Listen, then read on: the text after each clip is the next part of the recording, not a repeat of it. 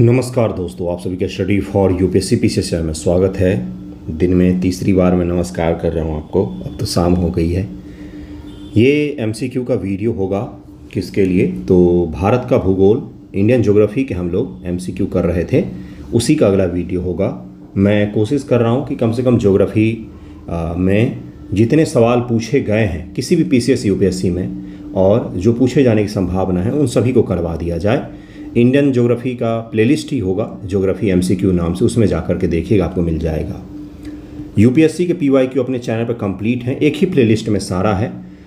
उस प्लेलिस्ट का नाम जरा अटपटा सा है, लेकिन मैं उसको सही कर दूंगा और लिंक भी डाल दूंगा आज कमेंट सेक्शन में। उसका नाम है 70 बीपीएससी यूपीएससी पीवाईक्यू करके है, इसी तरह से है। पिछले साल ही मैंने सारे वीडियो रिकॉर्ड किए थे, उसका लिंक मैं आपको डिस्क्रिप्शन में दे दूंगा, तो उसको भी आप प्रैक्टिस कर लीजिएगा। उसमें history, geography, polity, science and tech, सारे सब्जेक्ट के उसमें आप मिल जाएंगे। ठीक है। एक चीज़ और है, कल मैंने गलती से मयूराक्षी नदी बोल दिया था, वो गंडक नदी है, आप सभी को पता ही होगा। सभी बच्चों ने सही किया था, तो धन्यवाद आप सभी का। शुरू करते हैं। देखिए आज के पहले वीडियो से, पहला सवाल से। हाल ही में पंप स्टोरेज हाइड्रो पावर शब्द की वास्तव में और समुचित रूप से निम्न से किसके संदर्भ में चर्चा की गई थी, तो इसका आंसर क्या हो जाएगा। ये जो चर्चा की गई थी, ये दीर्घावधि के ऊर्जा भंडारण के लिए इसकी चर्चा की गई थी, तो इसका आंसर क्या हो जाएगा। इसका आंसर सी हो जाएगा। यूपीएससी 2024 का यह सवाल है। करंट अफेयर को ज्योग्राफी से जोड़ के सवाल पूछा गया था। ये जो है एक प्रकार की क्या होता है भाई, तो भंडारण प्रणाली है कि दो जलाशय ले लीजिए, उनके बीच पानी को पंप करके आवश्यकता अनुसार उन्हें प्रवाहित किया जाता है और उसको प्रवाह करके हम बिजली उत्पन्न करते हैं। इसी को क्या कहा जाता है, पंप स्टोरेज हाइड्रो पावर। दो बड़े बड़े जलाशय में पानी स्टोर किया हुआ है, बीच में हमने पंप लगाया हुआ है, पानी को इधर से इधर करते हैं और उससे हम बिजली उत्पन्न करते हैं, और ये एक बड़े विशाल बैटरी की भांति काम करता है। तो इसी को दीर्घावधि का ऊर्जा भंडार कहा जाता है। इसका आंसर सी हो जाएगा। लॉन्ग टर्म में एनर्जी स्टोरेज फैसिलिटी इसको कहा जाता है। जहाँ तक होगा मैं कोशिश करूँगा इंग्लिश में भी करवाऊँ। बाकी सारे वीडियो हिंदी इंग्लिश सभी में आते हैं, लेकिन कुछ ऐसी चीज़ें हैं जहाँ पर इंग्लिश शामिल कर पाना बड़ा मुश्किल हो जाता है। एक ही पीडीएफ में कैसे दोनों को शामिल करें, क्योंकि ये टाइप नहीं है, ये स्कैन किया हुआ है। फिर भी मैं कोशिश करूँगा नेक्स्ट वीडियो से आपको कोई दिक्कत ना आए। भारत अपने पास यूरेनियम निक्षेप डिपॉजिट होने के बावजूद अपने अधिकांश विद्युत उत्पादन के लिए कोयले पर निर्भर करता है। पहला स्टेटमेंट दिया हुआ है। अब मैंने आपको क्या बताया था, कथन कारण वाले में क्या करना है, बीच में क्योंकि लगा देना है, क्योंकि विद्युत उत्पादन के लिए कम से कम 60% तक समृद्ध यूरेनियम का होना आवश्यक है। तो दूसरा का आंसर हो जाएगा। कथन 1 तो सही है, लेकिन कथन 2 यहाँ पर गलत दिया हुआ। दूसरा इसलिए गलत है कि 60% नहीं, विद्युत के उत्पादन के लगभग 5% की सीमा तक में यूरेनियम समृद्ध होना चाहिए, इसलिए दूसरा स्टेटमेंट यहाँ पर गलत दिया हुआ है, पहला सही है। और भारत में 75% बिजली का उत्पादन हम आज भी किसके कारण से करते हैं, आयात करते हैं वैसे तो यूरेनियम का, और कोयला पर हम लोग आज भी उत्पादन करते हैं। अगला सवाल है कि भारत में कोयला आधारित तापीय शक्ति संयंत्र के संदर्भ में निम्नलिखित कथनों पर विचार कीजिए। 4 यहाँ पर स्टेटमेंट दिए गए हैं, 3 स्टेटमेंट दिए गए हैं और तीनों के बारे में आपसे पूछा गया है कि जो भाई भारत में कोयला आधारित थर्मल पावर प्लांट हैं उनके बारे में यहाँ पर कौन से कथन सही हैं, ये पूछा गया है। उनमें से किसी में भी समुद्र जल का उपयोग नहीं होता है, उनमें से कोई भी जल संकट वाले जिलों में स्थापित नहीं है, उसमें से कोई भी निजी स्वामित्व में नहीं है। तीसरे का आंसर क्या हो जाएगा, इसका आंसर हो जाएगा इनमें से कोई सा भी सही नहीं है। इनमें से कोई सा भी सही नहीं है, क्योंकि समुद्र जल का उपयोग की बात करें तो गुजरात में अडानी पावर द्वारा संचालित एक थर्मल पावर स्टेशन है जो कूलिंग के लिए अरेबियन सी के जल का इस्तेमाल करता है। तो पहला और तीसरा तो इसी में गलत हो गया, अडानी पावर का है और समुद्र जल का उपयोग हो रहा है। दूसरा एक उनमें से कोई भी जल संकट वाले जिले में स्थापित है, बिल्कुल है, एक कच्छ जिले में स्थापित है। कच्छ जिले में जो आपका Mundra thermal power station Gujarat के कच्छ जिले में स्थित है, जो वाटर की कमी वाला इलाका है। इसका आंसर डी हो जाएगा। गुजरात में भारत का विशालतम सौर पार्क है। केरल में पूर्णतः सौर शक्तिकृत अंतर्राष्ट्रीय हवाई अड्डा है, यानी कि 100% सोलर एनर्जी वाला अंतर्राष्ट्रीय हवाई अड्डा केरल में है। गोवा में भारत की विशालतम तैरती हुई सौर प्रकाश वोल्टीय परियोजना है। तो चौथे का आंसर क्या हो जाएगा? बी हो जाएगा। केवल दूसरा यहाँ पर सही है, पहला और तीसरा यहाँ पर गलत दिया हो। पहला क्यों गलत है? क्योंकि यह गुजरात में नहीं बल्कि राजस्थान में सबसे ऊपर है अभी फिलहाल में, जहाँ पर सबसे ज़्यादा सौर पार्क है, और इसीलिए यह गलत हो जाएगा। दूसरा तो सही है, कोच्चि हवाई अड्डा है, या कोच्चि हवाई अड्डा है। और तीसरा इसलिए गलत है क्योंकि आंध्र प्रदेश में भारत की तैरती हुई सौर प्रकाश वोल्टीय परियोजना बनाई गई है विशालतम, इसलिए तीसरा भी गलत हो जाएगा। ये भी याद रखिएगा। इसको सिम्हाद्री थर्मल स्टेशन कहा जाता है। भारत में सबसे बड़ी तैरती सौर पीवी परियोजना का संचालन शुरू कर दिया गया है। तो तीसरा इसलिए गलत हो जाएगा, दूसरा ही यहाँ पर सही दिया हुआ है। कितने सारे फैक्ट एक सवाल में निकल करके आ रहे हैं। अगला सवाल है कि भारत के संदर्भ में निम्नलिखित कथन पर विचार कीजिए। मोनाजाइट दुर्लभ मृदाओं का स्रोत है। पांचवा सवाल है भाई। दूसरा देखिए क्या दिया हुआ है कि मोनाजाइट में थोरियम होता है। भारत की समस्त तटवर्ती बालुकाओं में मोनाजाइट प्राकृतिक रूप से होता है। भारत के तटों के समीप जितने भी बालू हैं, पूर्व से पश्चिम, उत्तर से दक्षिण तक में, सब में मोनाजाइट होता है क्या? भारत में केवल सरकारी निकाय ही मोनाजाइट संसाधित या निर्यात कर सकते हैं। तो तीसरा भाई गलत लग रहा है, समस्त तटवर्ती बालुकाओं में थोड़ी ना होगा। तीसरा को अगर हम काट देते हैं, तीसरा को काट देते तो हमारा आंसर निकल करके आ जाता है, और इसका आंसर 1, 2 और 4 हो जाएगा। भारत की जैव ईंधन की राष्ट्रीय नीति के अनुसार जैव ईंधन के उत्पादन के लिए निम्नलिखित में से किसका उपयोग कच्चे माल के रूप में हो सकता है? बायोफ्यूल के बनाने के लिए किसका रॉ मटेरियल के तौर पर हम उपयोग कर सकते हैं? सरकार की पॉलिसी के अकॉर्डिंग, सरकार की पॉलिसी में लिखा हुआ है इन चीज़ों का नाम। तो छठे का आंसर क्या हो जाएगा?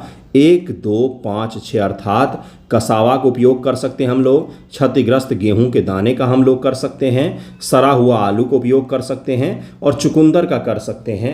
बाकी का हम उपयोग नहीं कर सकते। 1, 2, 5, 6 किसके लिए? तो बायोफ्यूल की बात हो रही है, बायो ईंधन की बात हो रही है। ये भी याद रखिएगा, जैव ईंधन की बात हो रही है। सौर जल पंप के संदर्भ में निम्नलिखित कथन पर विचार कीजिए। सौर ऊर्जा का प्रयोग पृष्ठीय पंपों को चलाने के लिए हो सकता है, यानी कि, और निर्मंजनी समरसेबल पंपों के लिए नहीं हो सकता। सौर ऊर्जा तो सौर ऊर्जा है, उसका उपयोग हम समरसेबल के लिए करें या फिर कोई और पंप के लिए करें, क्या मतलब बनता है? उसका काम तो एनर्जी देना है। एनर्जी दे करके तो किसी भी मोटर को हम लोग चला सकते हैं भाई। अगला देखिए क्या है अगला सवाल, अगला स्टेटमेंट। सौर ऊर्जा का प्रयोग अब केंद्रीय पंपों को चलाने के लिए हो सकता है, पिस्टल वालों के लिए नहीं। फिर वही चीज, सोलर एनर्जी का काम है एनर्जी देना। अब उसका उपयोग हम जैसे करें, जिस प्रकार के पंप में करें, एक बार उससे बिजली उत्पन्न हो गई तो हम कहीं पर भी उसका उपयोग कर सकते हैं। इसका आंसर क्या हो जाएगा? डी हो जाएगा। दोनों ही कथन यहाँ पर गलत दिया हुआ है, कॉमन सेंस पर आधारित यह सवाल था। अगला है भारत सरकार द्वारा कोयला क्षेत्र का राष्ट्रीयकरण इंदिरा गांधी जी के कार्यकाल में किया गया था। वर्तमान में कोयला खंडों का आवंटन लॉटरी के आधार पर किया जाता है। भारत हाल के समय तक घरेलू आपूर्ति की कमी को पूरा करने के लिए कोयला का आयात करता था, किंतु अब भारत कोयला उत्पादन में आत्मनिर्भर है। क्या सीरियसली भारत कोयला उत्पादन में आत्मनिर्भर हो गया है? बिल्कुल भी नहीं। भारत में कोयला का उत्पादन होता है, लेकिन फिर भी हमें आयात करना पड़ता है, क्योंकि भारत में अच्छे प्रकार के कोयले कम पाए जाते हैं। तो तीसरा तो बिल्कुल गलत हो जाएगा, तीसरा तो बिल्कुल गलत हो जाएगा। इसका आंसर ए हो जाएगा। अगर हमें 2 स्टेटमेंट नहीं भी आता है, अगर तीसरा के बारे में हम सोच सकते हैं तो आसानी से इसका आंसर निकल रहा है, और 8 का आंसर इस प्रकार से ए हो जाएगा। इसीलिए कहा जाता है कि प्रीलियम के पेपर में जरूरी नहीं कि सारे फैक्ट्स आपको याद ही हो, कुछ फैक्ट्स को एलिमिनेट करके भी आसानी से आंसर निकल रहा है। आपके सामने मैं निकाल रहा हूँ, कोई कुछ भी आपको दिख रहा होगा सब कुछ अच्छे से। 9 नंबर सवाल है कि भारत के संदर्भ में अंतर्राष्ट्रीय परमाणु ऊर्जा एजेंसी के अतिरिक्त नया 4 एडिशनल प्रोटोकॉल का अनुसमर्थन करने का निहितार्थ क्या है?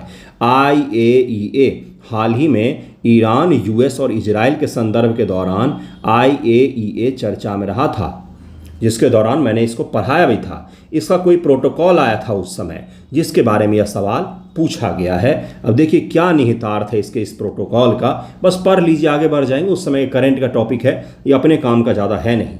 9 नंबर के आंसर पर चलते हैं। असैनिक परमाणु रिएक्टर IANA के रक्षा आयोग के अधीन आ जाते हैं, और इसकी जांच पड़ताल IAEA जो है वो कर सकता है। बस यही है, बस यही है, इसमें और कुछ भी नहीं है। अगले सवाल पर चलते हैं कि भारत में सौर ऊर्जा उत्पादन के संदर्भ में नीचे दिए गए कथनों पर विचार कीजिए। देखिए इस वाले पीडीएफ में जो शुरुआत के हर चैप्टर में सवाल होते हैं यूपीएससी पीवाईक्यू होते हैं।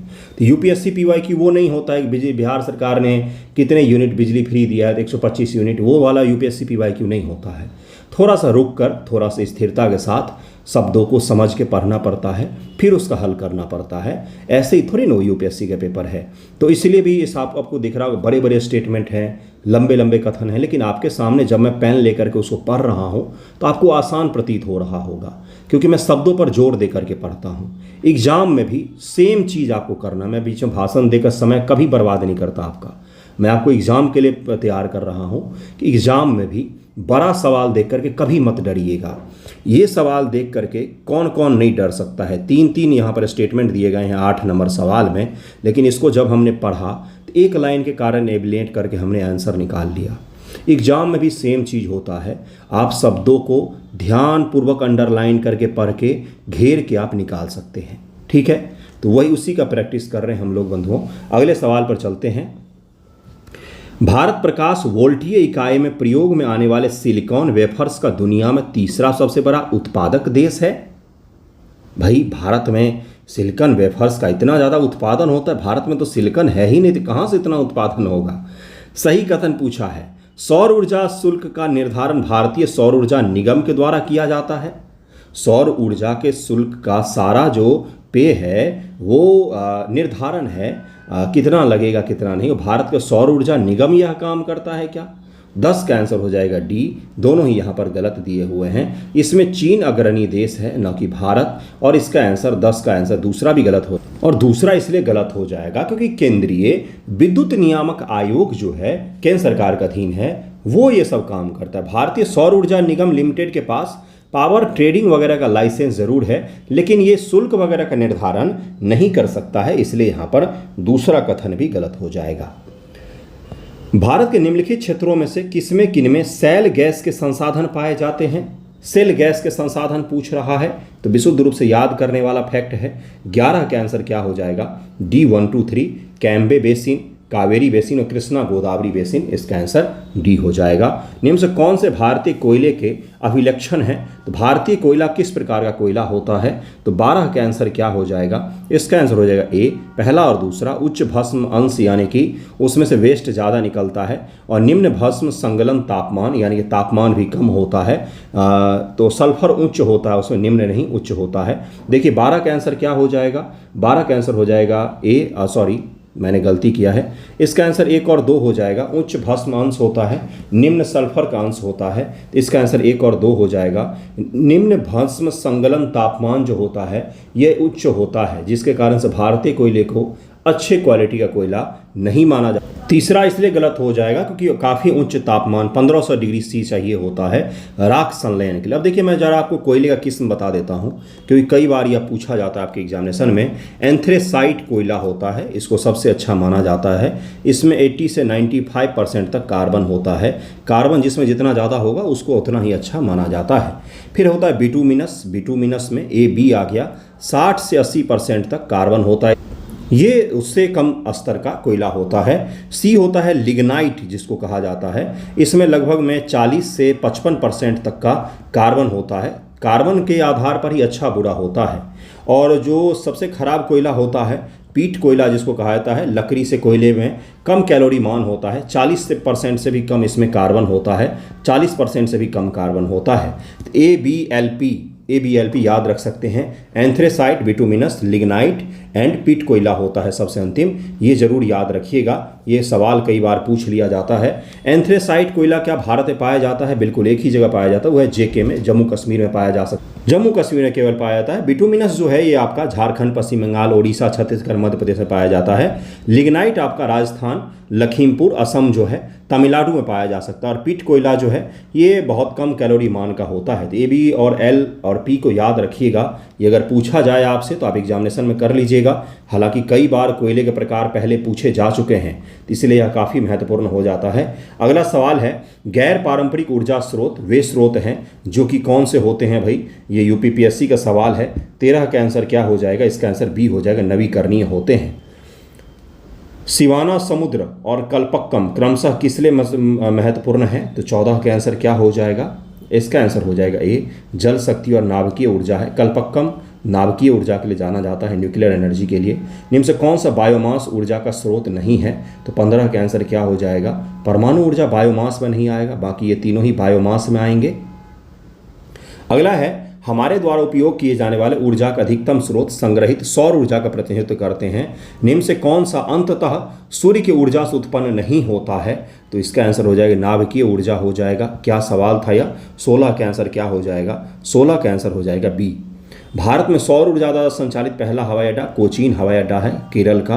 भारत में देखिए, ये सवाल 2022 पूछा जा चुका है और उसी को रिपीट किया गया बाद में। भारत में सर्वाधिक ज्वारीय शक्ति उत्पादन तटीय क्षेत्र निम्नलिखित में से कौन सा है? ज्वारीय शक्ति, टाइडल वेव्स से जो हम पावर जनरेट करते हैं वो सबसे ज़्यादा कहाँ पर है? तो 18 का आंसर क्या हो जाएगा? इसका आंसर सी हो जाएगा, खंबात के तट पे गुजरात में। एक और नवीकृत ऊर्जा का स्रोत कौन सा है? 19 का आंसर सभी को पता होगा, पेट्रोलियम, जीवाश्म ईंधन जिसको कहा जाता है। आपको मैच करना है, कोयला का क्षेत्र है और इधर अवस्थिति दिया हुआ है, तलचिर, कर्णपुरा, सिंगरौली, सिंगरेनी। तो 20 का आंसर क्या हो जाएगा? 20 का आंसर हो जाएगा ए, अर्थात ए का 4 हो जाएगा, बी का 1 हो जाएगा, सी का 2 हो जाएगा और डी का 3 हो जाएगा। ठीक है। भारत में निम्न से कौन सी नदी घाटी कोयले के भंडार से समृद्ध है? 21 का आंसर क्या हो जाएगा? इसका आंसर डी हो जाएगा। उपयुक्त में से एक से अधिक कोयला से समृद्ध आपको महानदी घाटी भी दिख सकती है, सोन नदी की घाटी में भी कोयला के कुछ खाने मिलते हैं। वैसे महानदी और दामोदर नदी घाटी आप मुख्य रूप से कह सकते हैं। महानदी और दामोदर नदी घाटी आप मुख्य रूप से कह सकते हैं। महानदी और दामोदर का आप मुख्य रूप से कह सकते हैं। ओके, वैसे है तो तीनों ही नदी घाटी में मिला करके भारत में करीबन 90% ज़्यादा सोना इन्हीं तीनों नदी घाटी में पाए जाते हैं, लेकिन इसमें भी सबसे मुख्य यही दो होंगे, ए और बी। इसका आंसर सबसे उपयुक्त आंसर क्या हो जाएगा? इसका आंसर डी हो जाएगा, उपयुक्त में से एक से अधिक। भारत का कौन सा राज्य थोरियम उत्पादन में अग्रणी है? थोरियम उत्पादन के बारे में पूछा जा रहा है। 22 का आंसर हो जाएगा केरल। भारत में प्रथम कोयला खान कहाँ खोदी गई थी? 23 का आंसर हो जाएगा बी, रानीगंज में, रानीगंज, पश्चिम बंगाल। इसका आंसर बी हो जाएगा। कोई मूवी भी आई थी शायद इस तरह की, कोई पता नहीं। भूमिगत कोयले का दहन किस राज्य में होता है? भूमिगत कोयले मतलब कि अंदर में ही कोयला की खानें कई सारे जगहों पर जल रही हैं, तो ये बहुत बड़ा आपदा है। ये झारखंड में है कई सारे जगहों पर। निम्न राज्यों से कौन सा राज्य भारत में सर्वाधिक सौर ऊर्जा का उत्पादक है? तो 25 का आंसर हो जाएगा डी, अर्थात राजस्थान है। निम्न से भारत के कौन से दो राज्यों से देश के कुल कोयले निक्षेप का 50% से अधिक प्राप्त हो जाता है? तो 26 का आंसर क्या हो जाएगा? इसका आंसर हो जाएगा बी, अर्थात 1 और 3, झारखंड और उड़ीसा से। टाटीपाका तेल रिफाइनरी कहाँ पर स्थित है? तो 27 का आंसर हो जाएगा सी, आंध्र प्रदेश में है। भारत पवन ऊर्जा क्षमता के संबंध निम्न से कौन सा कथन सही नहीं है? तो 28 का आंसर हो जाएगा डी, पवन ऊर्जा क्षमता मध्य प्रदेश का देश में तीसरा स्थान है, ये यहाँ पर सही नहीं दिया हुआ। गुजरात, तमिलनाडु और कर्नाटक का इसमें नाम आता है, टॉप के राज्य में इनका नाम आता है। वैसे राजस्थान, महाराष्ट्र, आंध्र प्रदेश भी हैं, लेकिन सबसे अच्छे गुजरात, तमिलनाडु और कर्नाटक का नाम आता है। भारत में निम्न से किन राज्यों में पवन ऊर्जा के विकास की संभावनाएं अधिक है, ये पूछा जा रहा है। तो पवन ऊर्जा के विकास की संभावनाएं किस में ज़्यादा होंगी भाई? तमिलनाडु और गुजरात में, जो समुद्र के तट के करीब में होंगे उन्हीं पर होगी। अगला सवाल है, स्थान दिया हुआ है और ऊर्जा से आपको मैच करना है, पावागढ़, तातापानी, मुपंदल और काकरापारा। तो इसको मैच कीजिए। 30 का आंसर क्या हो जाएगा? इसका आंसर हो जाएगा डी, अर्थात ए का 2 हो जाएगा। पावागढ़ में सौर ऊर्जा है, बी का 3 हो जाएगा, तातापानी भूतापीय ऊर्जा है, मुपंदल में क्या है? तो पवन ऊर्जा है, और काकरापारा में परमाणु ऊर्जा है। इसका आंसर डी हो जाएगा। फोटोवोल्टिक सेल संबंधित है किससे? तो 31 का आंसर सभी को पता होगा, सौर ऊर्जा से। इसी के जरिए तो सौर ऊर्जा का उत्पादन होता है, प्रकाश एनर्जी विद्युत एनर्जी में बदलती है। तेल शोधन और द्वारा स्थापित, किसके द्वारा कौन सा स्थापित? सुमेलित नहीं पूछा गया है। तो 32 का आंसर क्या हो जाएगा? डी हो जाएगा, कोयली गुजरात, HPCL द्वारा। यहाँ पर ये गलत दिया हुआ, ये IOC का है, इंडियन ऑयल कॉरपोरेशन का है, इसीलिए यह गलत दिया हुआ है। 32 का आंसर डी हो जाएगा।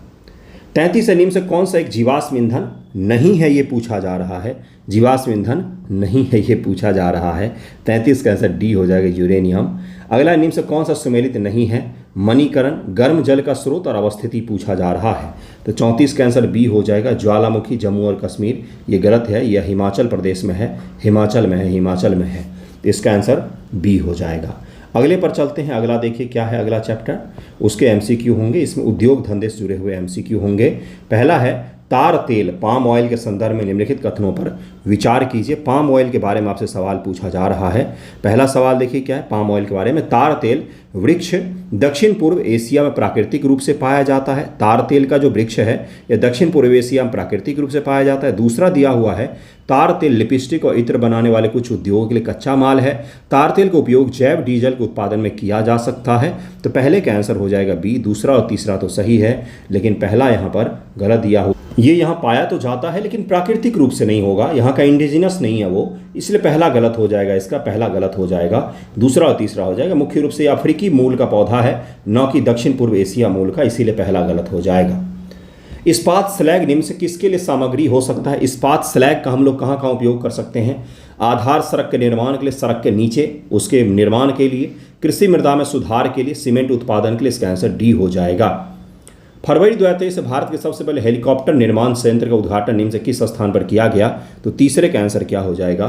डी, कुमकुर कर्नाटक में किया गया है। अगला सवाल है एल्यूमिनियम संयंत्र और उसके जगह दिए हुए हैं। इंडियन एल्यूमिनियम कौन सा सुमेलित नहीं है? Indian aluminium company limited Hirakud सही है। भारत एल्यूमिनियम कंपनी कोरबा सही है। Hindustan aluminium corporation limited Renukoot सही है। मद्रास एल्यूमिनियम कंपनी लिमिटेड यह चेन्नई में नहीं, यह मेट्टूर में है, तमिलनाडु के मेट्टूर में है और यह वेदांता समूह का हिस्सा हो गया है। इसका आंसर डी हो जाएगा। डी इसका गलत दिया हुआ है। अगला है कथन और कारण आपको देखना है। अहमदाबाद भारत में सूती वस्त्र उद्योग का सबसे बड़ा केंद्र है क्योंकि अहमदाबाद भारत के प्रमुख कपास उत्पादक क्षेत्र में स्थित है, इसलिए इसे कच्चे माल की कोई समस्या नहीं है। तो 5 का आंसर क्या हो जाएगा? इसका आंसर हो जाएगा ए गलत है परंतु आर सही है, क्योंकि भारत में सूती वस्त्र उत्पादन का सबसे बड़ा केंद्र मुंबई है, न कि अहमदाबाद है, इसीलिए यहाँ पर यह गलत हो जाएगा। अगला है निम्नलिखित लोहा एवं इस्पात कारखानों में कौन कच्चे माल के क्षेत्र के समीप में नहीं है? तो छठे का आंसर क्या हो जाएगा? इसका आंसर सी हो जाएगा, दुर्गापुर। एल्यूमिनियम कंपनी और अवस्थिति दिया हुआ है। Balco, Hindalco, Indian aluminium company और नाल्को दिया हुआ है। यहाँ पर 7 को आपको मैच करना है। इसका आंसर बी हो जाएगा। ए का 2 हो जाएगा, बाल्को कोरबा में हो जाएगा, 2 हिंडाल्को रेणुकूट में हो जाएगा और सी का 1 Indian aluminium company Hirakud Orissa में हो जाएगा और नाल्को कहाँ पर? तो कोरापुट में हो जाएगा। अगला 8 नंबर सवाल है कि भारत में चीनी उद्योग के बारे में निम्न से कौन सा कथन सही दिया हुआ है? उत्तर प्रदेश चीनी का दूसरा सबसे बड़ा उत्पादक है, तो यूपी जो है यह भारत में सबसे बड़ा चीनी उत्पादक है, तो पहला इसलिए गलत हो जाएगा। यह वजन कम करने वाला उद्योग है, बिल्कुल सही। जब गन्ने से चीनी की ओर हम लोग जाते हैं फाइनल प्रोडक्ट की तरफ में, कच्चे माल से फाइनल प्रोडक्ट की तरफ में, तो इसमें वजन कम होता है, इसलिए दूसरा तो सही हो जाएगा। महाराष्ट्र देश में अग्रणी चीनी उत्पादक राज्य के रूप में उभरा है, बिल्कुल सही है। महाराष्ट्र देश में दूसरा सबसे बड़ा चीनी उत्पादक है, तो इसका बी और सी सही हो जाएगा। और सबसे बड़ी चीज़ ये है कि 68 बीपीएससी का क्वेश्चन है, 68 बीपीएससी का क्वेश्चन है। कितना शानदार सवाल यह पूछा गया है। इसका आंसर डी हो जाएगा, उपयुक्त में से एक से अधिक। अखबारी कागज़ उद्योग निम्न से किस स्थान पर अवस्थित है? अखबारी कागज़ का उद्योग कहाँ पर है? तो इसका आंसर क्या हो जाएगा बंधुओं? इसका सी हो जाएगा, नेपा नगर में यह स्थित है। अगला है निम्नलिखित स्थान को उद्योगों से मिलाइए और नीचे दिए कूट की सहायता से उनका चयन करना है। बेंगलोर, बेंगलोर में कौन सा उद्योग है? कोरबा, जमशेदपुर और मलाज खंड लिखा हुआ है। 10 नंबर सवाल है, इसका आंसर हो जाएगा डी। बेंगलोर में वायुयान का उद्योग है। उसके अलावा बी का आंसर हो जाए, कोरबा में एल्यूमिनियम है और जमशेदपुर में लौह इस्पात का है और मलाज खंड में तांबा का उद्योग है। इसका आंसर डी हो जाएगा। याद रखिएगा, उद्योग धंधों से जुड़े हुए सवाल पूछा ही पूछा जाएगा। एक सवाल तो मिनिमम गारंटेड है, 2 सवाल भी पूछ लेता है कभी कभार, एक सवाल तो गारंटेड ही है कि पूछेगा ही पूछेगा। अगला है भारत के किस राज्य में सबसे अधिक सूती वस्त्र की मिलें हैं? सूती वस्त्र, कॉटन के वस्त्र उत्पादन की मिलें हैं, तो 11 का आंसर क्या हो जाएगा? बी हो जाएगा, महाराष्ट्र हो जाएगा। रॉक फॉस्फेट का उपयोग निम्नलिखित में से किस उद्योग में किया जाता है? देखिए यहाँ पर भी बीपीएससी लिखा हुआ है। रॉक फॉस्फेट जो है ये मुख्य रूप से उर्वरक उद्योग में उपयोग किया जाता है। उर्वरक उद्योग के लिए कौन सा कच्चा माल नहीं है ये पूछा गया है। Gypsum, caustic soda, sulphur, naphtha. तो 13 का आंसर क्या हो जाएगा? इसका आंसर हो जाएगा डी, कास्टिक सोडा का इसमें कोई उपयोग नहीं होता है, बाकी इसमें ये सारे उपयोग किए जाते हैं। किस वर्ष भारत हेवी इलेक्ट्रिकल लिमिटेड भेल को महारत्न उद्यम का दर्जा दिया गया? BHEL को, भारत हेवी इलेक्ट्रिकल लिमिटेड को। तो 14 का आंसर क्या हो जाएगा? ये दिया गया था कब? तो 2013 ईस्वी में दिया गया था। भारतीय पर्यटन के स्वर्ण त्रिभुज में सम्मिलित शहर कौन कौन से हैं? स्वर्ण त्रिभुज किसको कहा जाता है? तो ये हैं आगरा, दिल्ली और जयपुर। सारे नज़दीक के हैं। दिल्ली बीच सेंटर पड़ता है, यहाँ से जयपुर हो गया और आगरा हो गया। तो ये इसको स्वर्ण गोल्डन ट्रायंगल कहा जाता है, क्योंकि यहाँ पर विदेशी पर्यटक बहुत ज़्यादा आते हैं। कोई भी दिल्ली आता है तो आगरा और जयपुर घूमते ही घूमते हैं, इसलिए ये गोल्डन ट्रायंगल कहलाता है। वैसे अब विदेशी जो पर्यटक हैं उसके मामले में बिहार भी काफ़ी अच्छा प्रोन्नति कर रहा है। बिहार में भी कई सारे विदेशी पर्यटक अब आते हैं। कौन सा जोड़ा सही मैच है? लद्दाख के सामने लिखा हुआ सूती वस्त्र उद्योग, दंडकारण्य जूट की कृषि, उत्तरी बिहार चीनी उद्योग, रायलसीमा चाय के बागान। तो 16 का आंसर क्या हो जाएगा? सी यहाँ पर सही दिया, उत्तरी बिहार चीनी उद्योग। लेकिन ये उद्योग को लालू जी के टाइम पीरियड में लगभग में ख़त्म कर दिया गया। अब चंपारण को छोड़ करके बाकी कहीं पर भी आपको चीनी उद्योग उत्तर बिहार में नहीं के बराबर में दिखेगा।